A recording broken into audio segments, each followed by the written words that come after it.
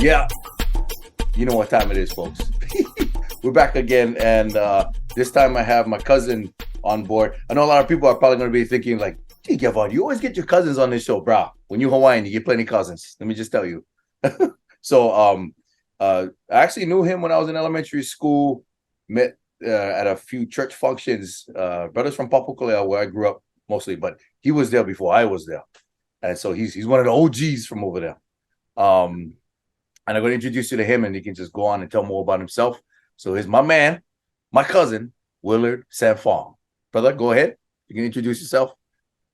Thanks, Gavon. Wow, what an opportunity.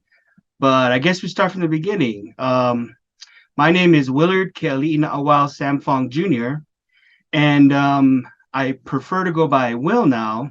Now, there's a story behind that. When I was growing up, I didn't really mind, the name Willard, and so and Gavon actually probably doesn't know this either, but some of our neighborhood friends, when you kids, you kind of kolohe and stuff like that, and my name got twisted to, and Gavon will remember this, Willardo, and I was like, crap! oh man, I was like, I never knew you could twist a name like that. And then when I heard it, so Gavon, don't feel bad, Gavon, because my wife would scold me because I thought it was a term of endearment. What I used to call your name, and I'm not going to say it because I promised my wife, because when I grew up, finally, like 40 or something, I was like, oh my gosh, I used to and I used to think it was funny. It's not funny. If I finally clicked, I'm like, well, if you don't like being called, Willardo, why are you calling other people the names that? And I was like, oh, I knew I had to grow up sometime. I knew I had to grow up sometime. So I go by Will. I am a junior. And yeah, like Gavon said, gosh, I remember Gavon from Hanabata days, man. We were young, and I think the first time we met is my dad mentioned that Gavon was a judo champion. Is that true? Or you did judo or Well, something? what? Judo? No, No, no. I could have swore it No, was. I didn't do any judo. I took I took kung fu from Siu Pai, Pak Sam Kong, when I was like 7, and I stopped when I was like 11. I just took for like 4 years, but then that was it. I was in elementary school. But Bro, judo you had to, champion. bro. Oh, I don't know who told me that. I was like, oh, and I remember testing you one time, but I'm like, your what? reflexes were kind of quick, and I'm like, that's not judo. That's more like boxing, kind of, thing. I can't even remember, man. I remember clear this because of the judo. That's how the memory mnemonic goes, Yeah, yeah, where yeah. one event attaches to another event. I Oh, remember that because I came up to you and I'm like, "Hey, I heard you're some karate judo person." You kind of looked at me like, "What are you talking about?" And then I did something, and then you went, "Oh," and then you went like that, and I'm like, "Oh, this guy moving fast." I'm like, never mind, never mind, never mind. I believe you. no, I wasn't married. I was somebody else. No, hey, bro, I ain't the champion or nothing, man. Shoot, crap. But thanks for the compliment, though. Yeah, absolutely. But that's my name. That's why I don't know. A lot of people probably wondered about the Will Sam Fong. I was like, oh man, so what name can I put that wouldn't get made fun of? And now the thing is, I'm older now, but that childhood trauma still sticks with you. I remember some interviews that you had where that kind of pushes you, motivates you. So I guess it's the same for me. I don't know. You know what, bro? I can't even remember why we called you that, man. I didn't think it was even like making fun of you either. I don't It know was, who even started it. I just remember. So it's like, hey, Willado, hey, Willado. I yeah, just yeah, yeah. So, but it was like no big deal, right? Because it got normalized, uh, and it was actually Warren Macaulay. oh, Warren. He called me that, and because Adam then lived right next door, right?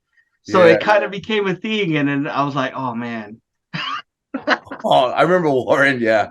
Okay. See, folks out there, sometimes you might even know that you are offending somebody. Just got to be careful. Well, Sorry, brother. Sorry, man. no, no, no, no, no. That is totally fine. I was I was an awkward kid, you know.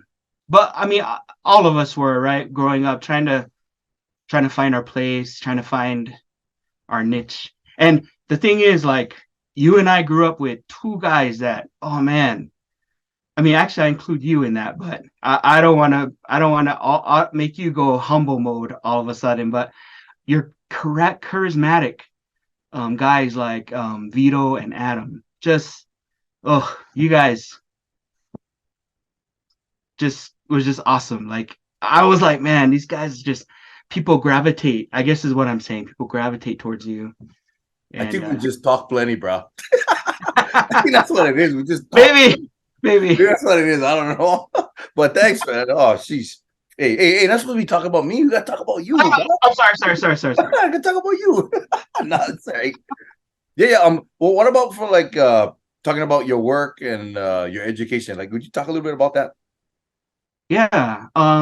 So I I currently am the IT Service Desk Supervisor at a place called Space Dynamics Lab. For those of you that might not be aware, they used to be the research foundation for Utah State University back in the day. I say 20, 30 years. It started with two brothers wanting to know about the atmosphere and meteorological type studies. And it kind of grew from there because a lot of their research included atmosphere, study of the atmosphere and space and rockets, even satellites. Not to give too much away, but there's a lot of software engineers, and I live around a lot of mechanical, electrical, and mechanical engineers that, you know, literally put satellites up in space. And my job is to make sure that the tools that they use is working properly. And I and another guy works to our team to be able to deploy hardware and things. Now, how I got into the field of IT is interesting because I wasn't into computers at all. Even before the 2-year mission, right, that we served, I never wanted to go into computers. I actually thought about entertained teaching, just like my dad, right? And my mom's a counselor. I even entertained um, psychology, psychiatry.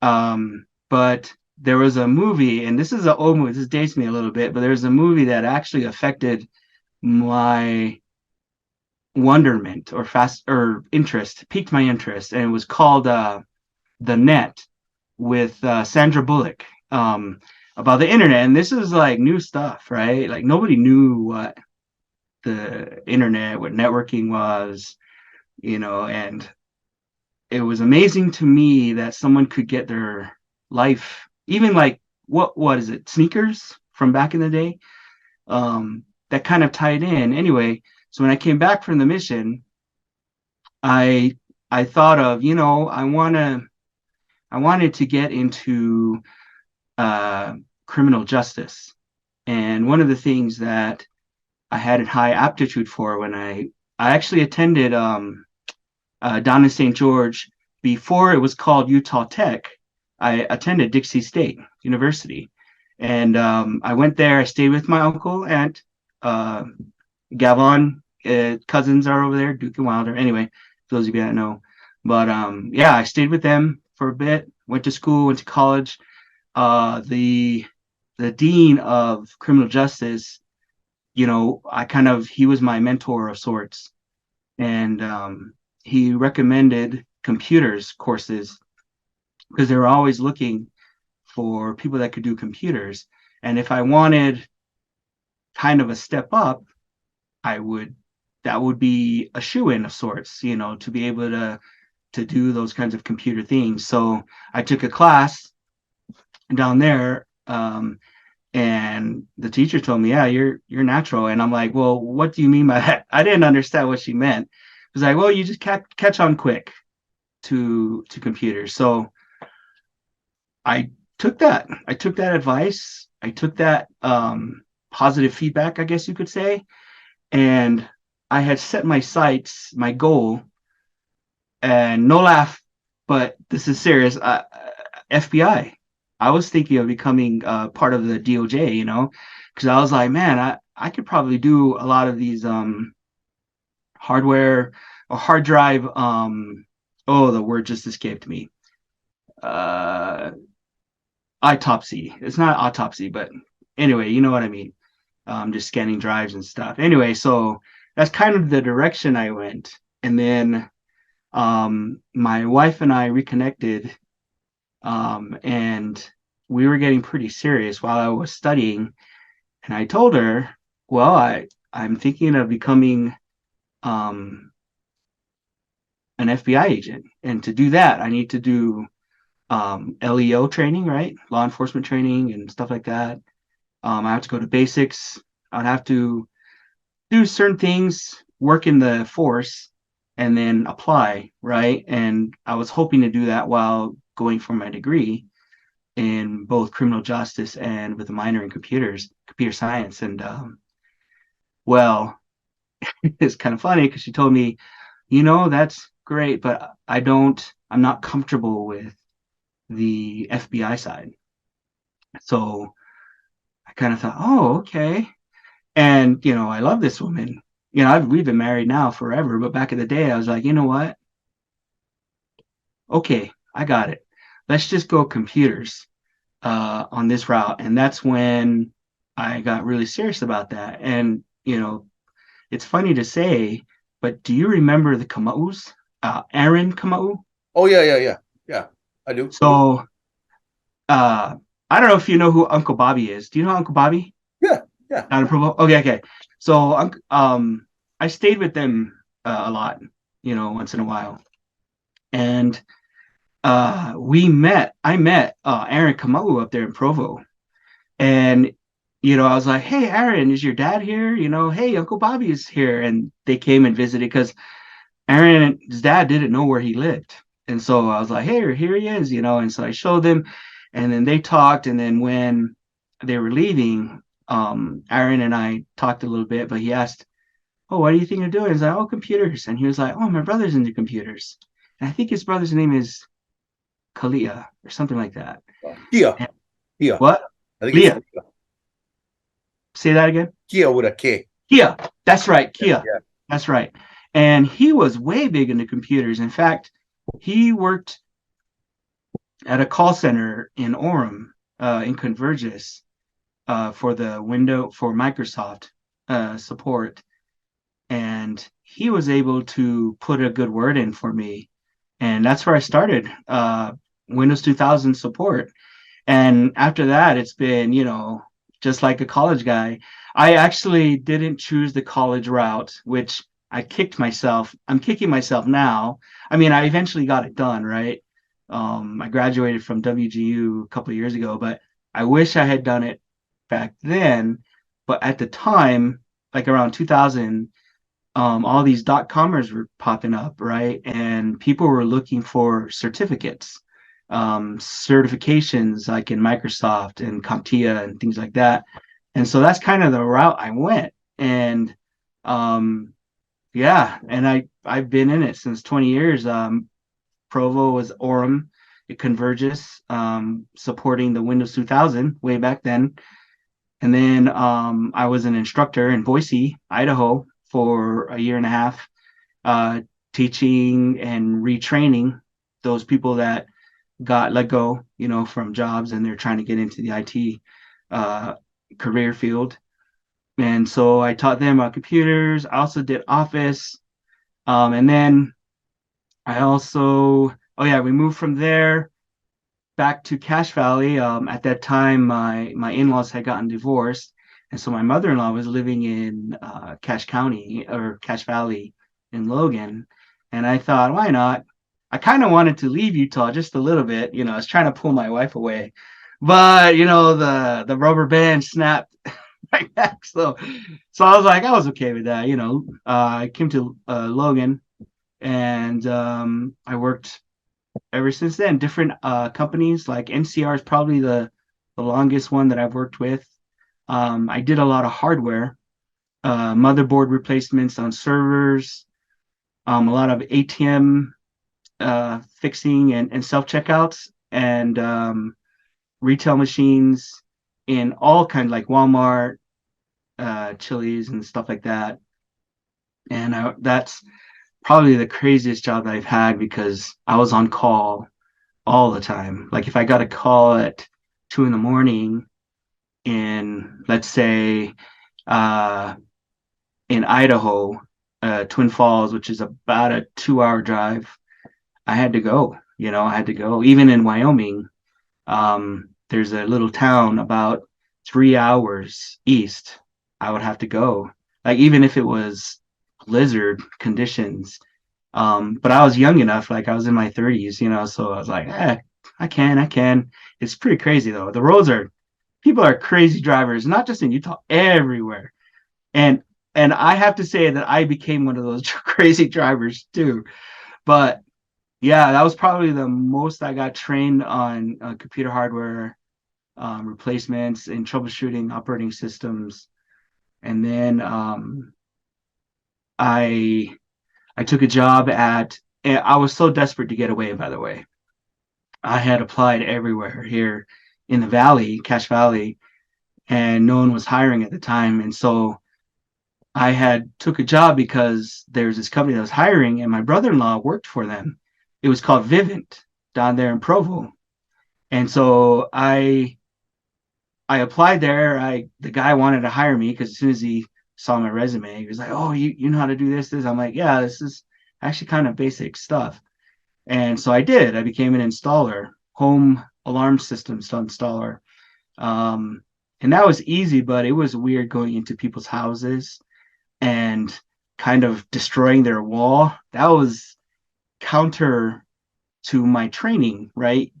My training is like, don't break anything.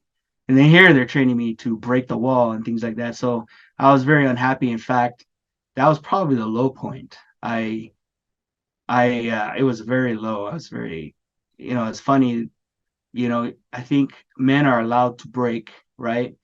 But the thing about breaking is that usually after a good night's sleep, it's all of a sudden you have all this strength and you just snap right back, right?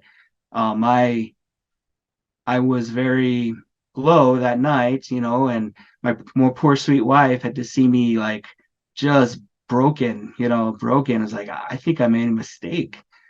But I think it's all part of the plan because at that point I still it's an attitude adjustment, right? Even though I didn't like my job, I had to convince myself, trick my mind into like, yes, I like doing this. So it did. It worked for a few weeks. I had applied to Utah State University for their service desk position, and they called back. They wanted to meet me and interview me. First the phone interview, and then they wanted to meet me in person. And yeah, I got the job. In fact, I was offered the job a day before Christmas Eve. It was kind of funny that they were willing to meet with me that day, but that was like the 22nd or something. Anyway, so yeah, so Utah State University, stayed there on campus. I was their technician, had learned a lot, um, supporting different departments. And yeah, that job, I stayed there for about 7 or 6 years. And then I got this job, which it's a great blessing to be here. I get to mold because I never wanted to be a supervisor, um, but I couldn't resist the additional benefits and things, compensation that the job has. Money. Yeah, I didn't say that. I just said I was pleasantly pleased with the compensation. Kala. Kala loa. But yeah, so that's pretty much my career. And a lot of life lessons, as you learn as you go, like what everybody had said. I liked a lot about what Maka said too. And oh gosh, forgot his name, but that brother had a lot of good things. The one that Maka recommended that was in on the Big Island. Oh, we'll get two. Because Jay and his Lance. Was it Jay was the Lance, one? Jay was actually, the both of them. one. Lance. Yeah, yeah, yeah. Jay and Lance, I really enjoyed their interview, and it was good to see Jacob Stewart Oh yeah, and Martin. Yeah, I know Martin, but anyway, all like those guys. yeah, all of the old Kamehameha guys. But I know without enduring, I think Martin said that enduring.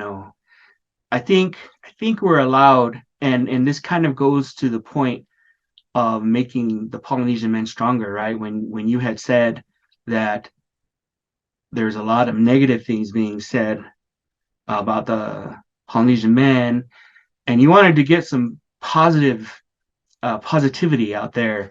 I think there's a common theme that everyone has is sometimes we just don't know the resources, right? We don't know how to strengthen ourselves. And thank goodness, to be honest, I fortunately was born to goodly parents who taught me strength. Um, I thought of you, Gavon, when my mom passed away, and I was older, but I was like, man, how would it be for a child? And I thought of you, and I'm like, you had a lot of strength. Your dad, Uncle Gary, blessed man. That man is the most influential person, and for you because and even to me because when you told me a lot of the things that he's done, and I don't want to embarrass him, but wow, the education degrees that you had mentioned, I was like, you know what, that's it all starts it all starts within here, having that desire, right? Do I want to be here? Is this my reality? If you don't like it, make a plan, or even better, even basic, do 3 steps, right, to get to where you can get a better gauge. Okay, how far am I towards my goal, kind of a thing. But um I thought of you and your dad for that, and how much love and aloha that your dad has. Good man, good man. Uh, um, that thing you said about parents too, like definitely. Like, of course, I've known your mom and dad for how long already. Used to go hang out at the house with all you guys and stuff. We lucked out, you and I, and having good parents that we knew cared about us, um, provided that foundation for us to grow, so we can be stronger, so we can have, we can hold ikaika, we can get stronger and be strengthen ourselves. And not too many Polynesian guys have that opportunity. Um, they don't all necessarily have those examples in their life to show them the way. You and I were blessed that way, and I think a lot of other brothers that were on the show too kind of mentioned that too. Like they having having good parents, or a good parent was significant, was very integral for them to be successful in life too, and having God too. Yeah, that was another thing to mention as well. I I thought, know, yeah, just you know one of the things, and I remember you mentioning that in another interview, or somebody might have.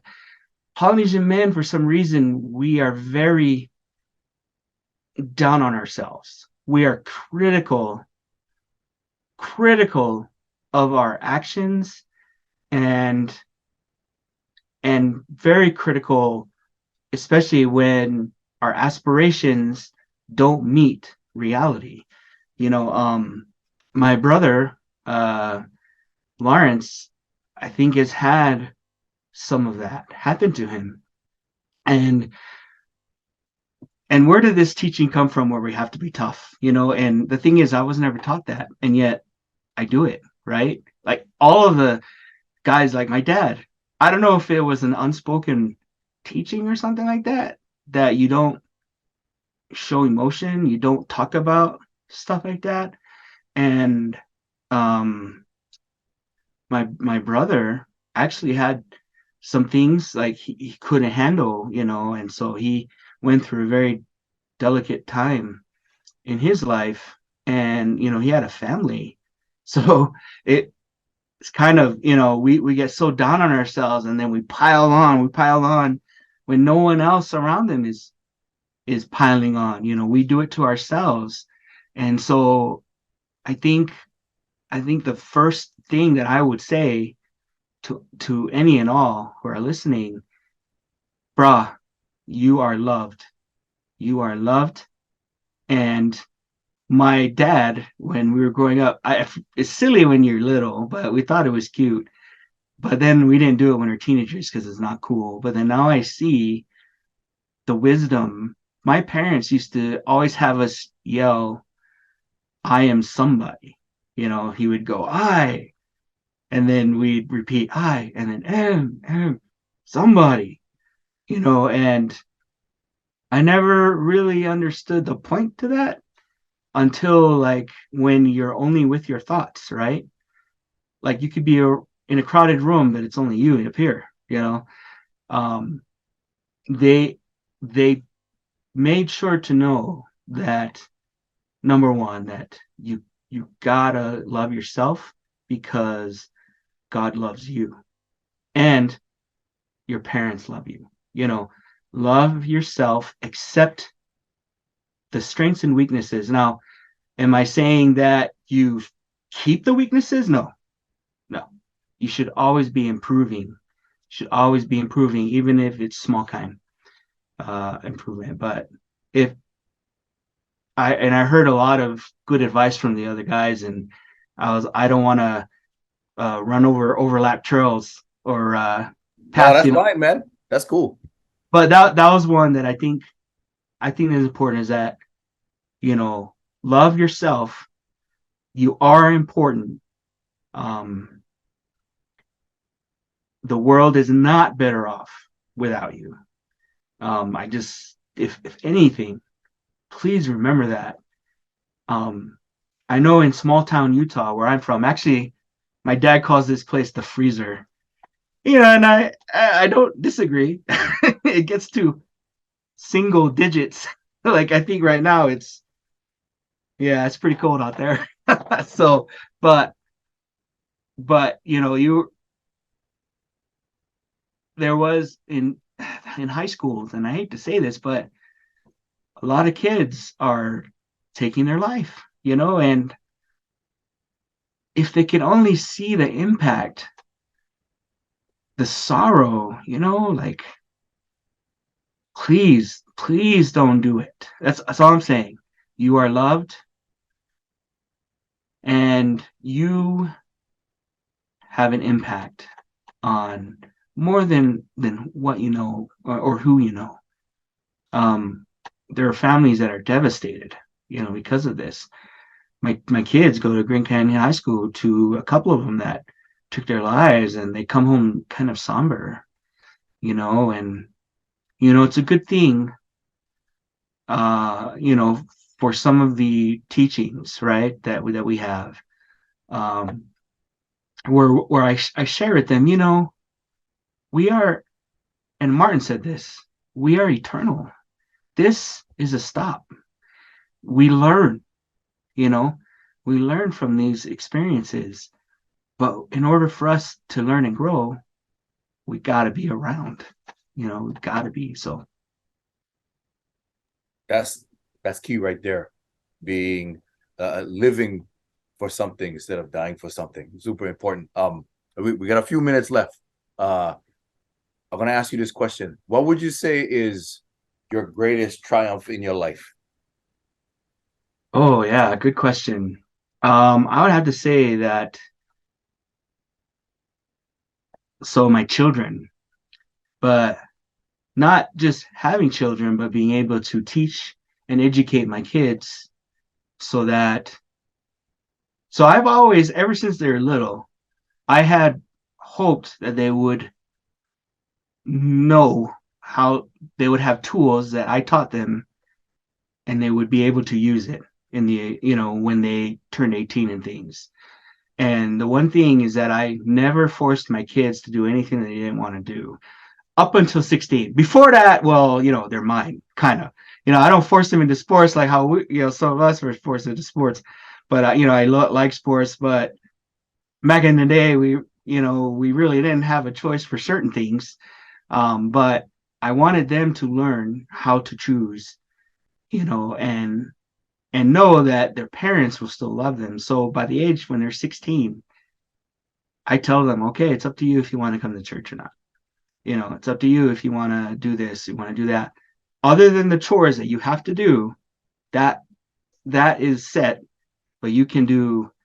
I want you to choose. We've taught you, now learn, grow, because you're not going to learn if you don't make mistakes yourself from the choices that you make in your life. So I would say that was my greatest, um, what did you call it? The word greatest triumph.